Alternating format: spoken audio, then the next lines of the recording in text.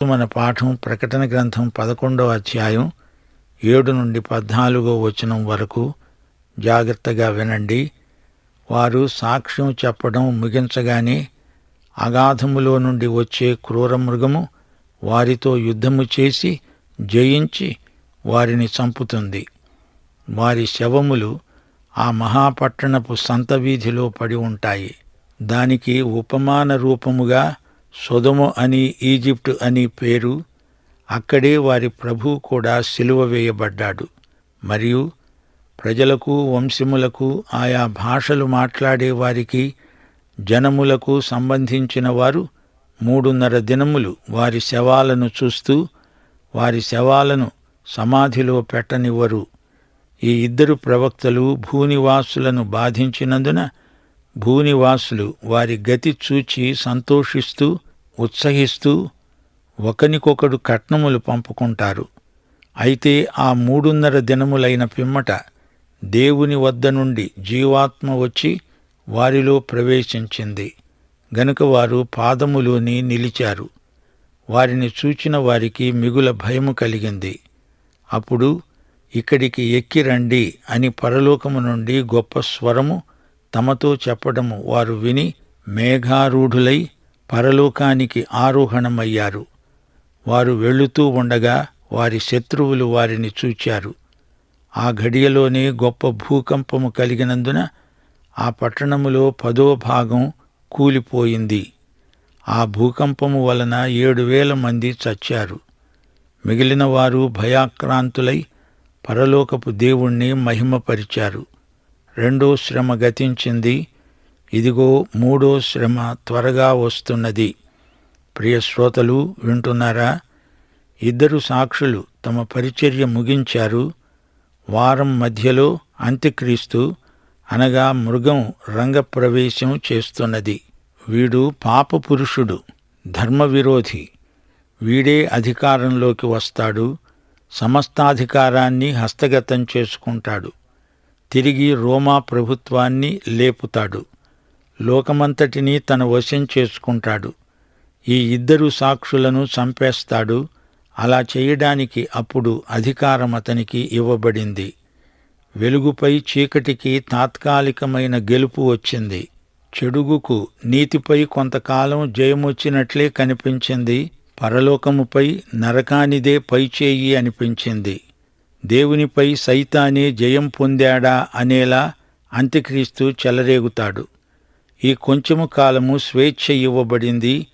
ఈ 2 నమ్మకమైన సాక్షులు. వీరు విశ్వసనీయులైన హతసాక్షులు. వీరి శవాలకు సరిగా సమాధి కూడా చేయబడలేదు. ఆ కాలం ఎంత పాశవికమో పైశాచికమో దీన్ని బట్టి మనకు తెలుస్తోంది. ఈ 2 సాక్షులను లోకం ఎంతో ద్వేషించింది. జంతు కళేబరాలను పడేసినట్లు పట్టణం నడివీధిలో వారి శవాలను పడేశారు. ఆ పట్టణం యెరూషలేము. అది సొదొమకు పోల్చబడింది. యెషయా గ్రంథం 1వ అధ్యాయం 9వ వచనం, సైన్యములకు అధిపతి అయిన యెహోవా, బహు కొద్దిపాటి శేషము మనకు నిలుపని ఎడల మనము సొదొమ వలె ఉంటాము, గొమొర్రాతో సమానమై ఉంటాము. అది ఈజిప్టు లాంటిది అయింది. ఈజిప్టు అంటే లోకం.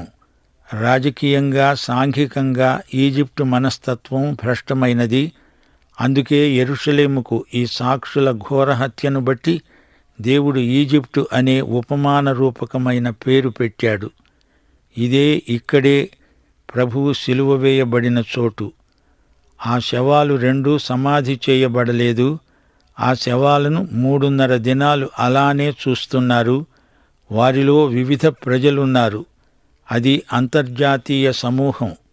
యేసు ప్రభువు సిలువ వేయబడినప్పుడు అరిమతయ్య, యోసేపు మొదలైన మిత్రులు యేసు శవం కోసం అడిగితే పిలాతు ఇచ్చాడు.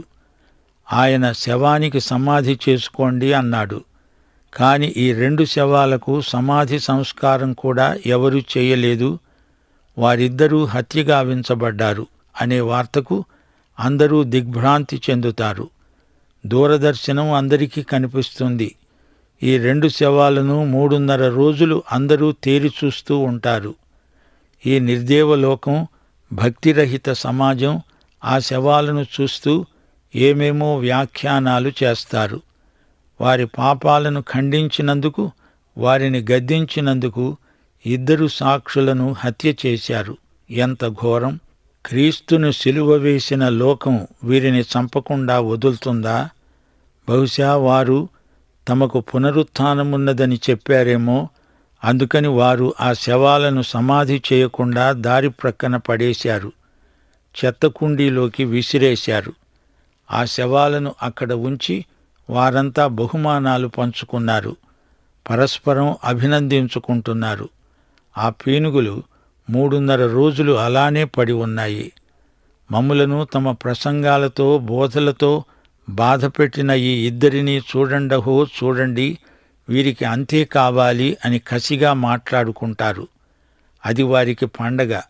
బాగా తిని తాగి సుఖించటానికి ఇదే సమయం అని చెప్పుకుంటున్నారు. అది దయ్యాల పండుగ, అంత్యక్రీస్తు మహోత్సవం. ఇది అంత్యక్రీస్తు క్రిస్మస్. 3.5 రోజులు గడిచిన తరువాత దేవుని జీవాత్మ వారిలోకి రాగానే వారిద్దరూ లేచి నిలిచారు. వారిని చూచి అందరూ ఎంతో భయపడ్డారు. వారు లేచి నిలిచారు, పాదాలు భూమిపై నిలిపారు. అది వారి పునరుత్థానం. వీరు మొదటి పునరుత్థాన బృందానికి చెందినవారు, హతసాక్షులు. ప్రకటన 20వ అధ్యాయం 4 నుండి 6వ వచనం వరకు.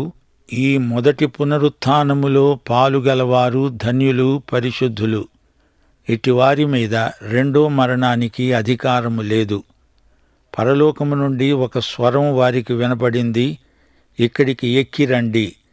వారు పరలోకానికి మేఘముల మీద ఆరోహణమై వెళ్ళిపోయారు. వారిని చంపిన శత్రువులు వారిని తేరి చూస్తున్నారు. 11వ వచనంలో 2 సాక్షుల పునరుత్థానం, 12వ వచనంలో వారి ఆరోహణం. మహిమ మేఘాలు వారిని కొనిపోయాయి.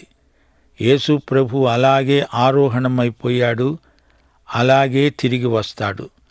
రెండో శ్రమకాలం, గొప్ప భూకంపం వచ్చింది. 6వ బూర తరువాత జరిగిన సంఘటనలే ఇవన్నీ శ్రమ బూరలు. రెండో శ్రమ 6వ బూరకు సంబంధించింది. ఇప్పుడు గొప్ప భూకంపం వచ్చింది. ఆ భూకంపం వలన 7,000 మంది చచ్చారు. అంతకు ముందే హతులైన వారి సంఖ్యకు ఇది చేర్చబడింది. మొదటిసారి లోకంలో 4వ వంతు జనం హతమయ్యారు. ఆ తరువాత 3వ వంతు జనాభా హతమైంది. మొత్తం లోకంలో సగం మంది హతమైనట్లు ఇప్పుడు అదనంగా 7,000 మంది చచ్చారు. అందుకే ప్రభు మత్తయి సువార్త 24వ అధ్యాయం 22వ వచనంలో అన్నాడు, ఆ దినములు తక్కువ చేయబడకపోయిన ఎడల ఏ శరీరీ తప్పించుకొనడు. ఇక్కడ పేర్కొనబడిన గొప్ప భూకంపము యెరూషలేము నగరానికే పరిమితం. మత్తయి సువార్త 28వ అధ్యాయం 2వ వచనం, దేవదూత పరలోకము నుండి దిగివచ్చి సమాధి మీది రాయి పొర్లించి దానిమీద కూర్చున్నాడు. అప్పుడు మహాభూకంపము కలిగింది. ఇది యెరూషలేము పట్టణానికే పరిమితం. అలాగే ప్రభువు సిలువ వేయబడినప్పుడు భూకంపం వచ్చింది. మత్తయి సువార్త 27వ అధ్యాయం 51, 52 వచనాలు. అప్పుడు దేవాలయపు తెర పైనుండి క్రింది వరకు 2గా చినిగింది, భూమి వణికింది. ఈ భూకంపం కూడా యెరూషలేము పట్టణానికే పరిమితం. 7,000 మంది చంపబడ్డారు అంటే వారు వీరులు, శూరులు, ప్రముఖులు. వీరు అంత్యక్రీస్తుతో ఉన్నవారు. అంత్యక్రీస్తు అధికారంలోకి వచ్చినప్పుడు వీరు అతనితో చేరిన యోధులు. వీరు నశించారు. రెండో శ్రమ గతించింది. మూడో శ్రమ రాబోతోంది. అది త్వరలోనే వస్తుంది. ఇది 7వ బూర మోగినప్పుడు రాదు. 7వ బూరతో ఈ కార్యక్రమం అయిపోతుంది. మహాశ్రమలు అయిపోతాయి.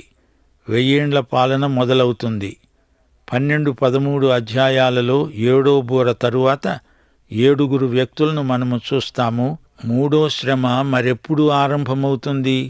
సైతాను భూమి మీద పడద్రోయబడిన తరువాత మూడో శ్రమకు మొదలు. అది 12 అధ్యాయం 12 ఎలా ఆరంభమవుతుందో చూస్తాము. ప్రియ శ్రోతలు, ప్రకటన గ్రంథమంతటా అడుగడుగున ఉత్కంఠభరితమైన సన్నివేశాలు ఎన్నెన్నో. ప్రకటన గ్రంథం 11 అధ్యాయం 8 యెరూషలేమును సొదొమ, ఈజిప్టుకు పోల్చి చెప్పడం ఒక విశేషం. యెరూషలేము ఆధ్యాత్మికంగా ఒక సొదొమ, ఒక ఈజిప్టు అయిపోయింది. న్యూమా అంటే ఆత్మ, ఆధ్యాత్మిక సాంకేతిక భాష ఉపమాన రూపకమైంది. 1 కొరింథీ 2 అధ్యాయం 14 ప్రకృతి సంబంధి అయిన మనిషి దేవుని ఆత్మ విషయాలను అంగీకరించడు. ప్రకృతి సిద్ధమైన మనసుకు ఆధ్యాత్మిక సత్యాలు అంతుపట్టవు. పరిశుద్ధాత్మ ద్వారానే అవి బోధపడతాయి. యెరూషలేమును ఆధ్యాత్మిక సొదొమ అని, ఆధ్యాత్మిక ఈజిప్టు అని ఉపమించారంటే ఉద్దేశ్యమిదే. ఆధ్యాత్మిక భ్రష్టత్వానికి, పతనానికి సొదొమ పెట్టింది పేరు. ఇక ఈజిప్టు దేవుని చిత్తాన్ని, ఉద్దేశ్యాన్ని, సంకల్పాన్ని వ్యతిరేకించటంలో అందెవేసింది. 2 సాక్షులు, 2 ఒలీవ చెట్లు, 2 దీపస్తంభాలు. 2 సాక్షుల వృత్తాంతాన్ని మనము మర్చిపోలేము. వారికి నిర్ణయించబడిన కాలంలో వారు నమ్మకంగా బోధించారు. వారి పరిచర్య ముగిసింది. అప్పుడు మృగం వచ్చింది. 2 సాక్షులు హత్య కావించబడ్డారు. యెరూషలేము పట్టణంలో యేసు ప్రభువు సిలువ వేయబడ్డాడు. అలాగే ఈ 2 సాక్షులు హతసాక్షులయ్యారు. శవాలను సమాధి చేయకుండా అలా ఉంచడము యూదుల భావనలో చాలా నికృష్టమైన చర్య. కీర్తనలు 79:3 ఒకడు నీళ్లు పోసినట్లు యెరూషలేము చుట్టూ వారి రక్తం పారబోశారు. వారిని పాతిపెట్టేవారెవరూ లేరు. 1 రాజులు 13 అధ్యాయం 22 దేవునికి అవిధేయుడైన ప్రవక్తవు గనుక నీ కళేబరము నీ పితరుల సమాధిలోనికి రాదు. ఇది శాపం. ఈ 2 సాక్షులపై ప్రజల అక్కసు మరీ తీవ్రమైనది. వారి మరణాన్ని పురస్కరించుకొని వారు పండగ చేసుకుంటున్నారు. 3.5 రోజుల్లో దేవుని జీవాత్మను పొందిన 2 సాక్షులు పునరుత్థానం చెందారు. పునరుత్థానులైన ఈ 2 పైకి రమ్మని ఆహ్వానం. వారు ఆ పళాన ఆరోహణమైపోయారు. ఈ సంఘటన ఏలియా ఆరోహణను తలపింపచేస్తోంది. 2 రాజులు 2 అధ్యాయం 11 ఏలియా సుడిగాలి చేత ఆకాశమునకు ఆరోహణమయ్యాడు. అప్పుడు గొప్ప భూకంపం వచ్చింది. ఆ భూకంపం యెరూషలేము నగరంలో 10వ వంతును నాశనం చేసింది. 7,000 మంది భూకంపం చేత హతమయ్యారు. ఇది చూచి అనేకులు దేవుణ్ణి మహిమపరిచారు. అనగా వారు పశ్చాత్తప్తులయ్యారు. అదే దేవునికి మహిమ. 2 వ్యక్తుల సాక్ష్యానికి ఫలితంగా అనేకులు రక్షించబడ్డారు. వారి హతసాక్ష్యం వల్ల అవిశ్వాసులెందరో ప్రభావితులయ్యారు. దేవుడు వారి పట్ల జరిగించిన అద్భుత కార్యం గొప్ప ఫలితాలనిచ్చింది. ఇక్కడ సిలువ ఉంది, పునరుత్థాన సందేశమున్నది. చెడుగుకు అపజయం, ఆత్మలు రక్షించబడాలి. బలవంతాన కాదు, స్వచ్ఛందంగా హింసలెన్నైనా లెక్కచేయక ప్రభువును అంగీకరించారంటే అది అసలైన రక్షణానుభూతి. లోకంలోని వ్యక్తులు ప్రభువును హింసించారు. ఆయన సాక్షులను కూడా హింసిస్తారు.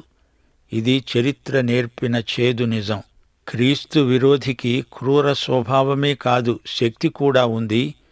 ఈ 2 సాక్షులను చంపిన అంత్యక్రీస్తు 42 నెలలు సమస్తమును పరిపాలించాడు. అంత్యక్రీస్తు అబద్ధికుడు. క్రైస్తవ సత్యానికి వ్యతిరేకంగా పనిచేస్తాడు, మాట్లాడతాడు. యోహాను తన పత్రికల్లో అంత్యక్రీస్తును పేర్కొన్నాడు.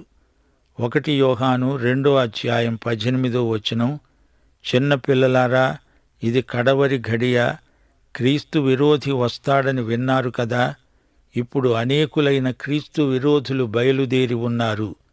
ఇది కడవరి ఘడియ అని దీని చేత తెలుసుకుంటున్నాము. 1 యోహాను 2 అధ్యాయం 22 యేసు క్రీస్తు కాడని చెప్పేవాడు తప్ప ఎవడు అబద్ధికుడు?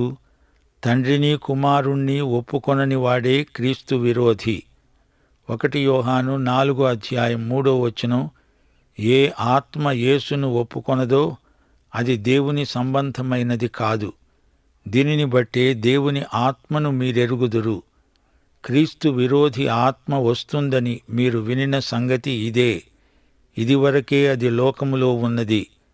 2 యోహాను 7 యేసుక్రీస్తు శరీరధారి అయి వచ్చాడని ఒప్పుకొనని వంచకులు అనేకులు లోకములో బయలుదేరి ఉన్నారు. అట్టివాడే వంచకుడు, క్రీస్తు విరోధి.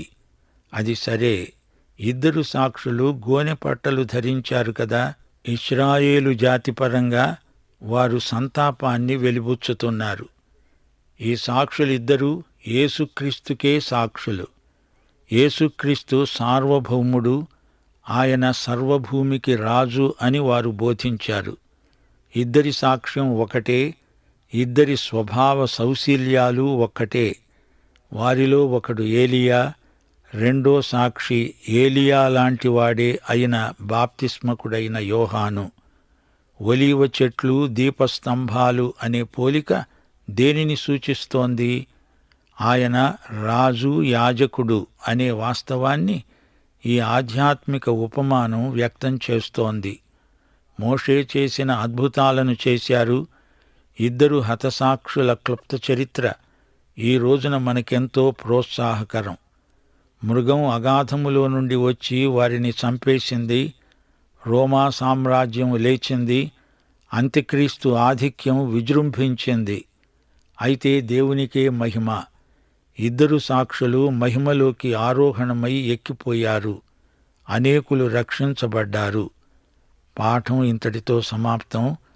మన ప్రభు అయిన యేసుక్రీస్తు వారి దివ్యకృప, తండ్రి అయిన దేవుని పరమ ప్రేమ, పరిశుద్ధాత్మ యొక్క అన్యోన్య సహవాసము మనకు నిత్యత్వము పర్యంతము తోడై ఉండునుగాక. ఆమేన్.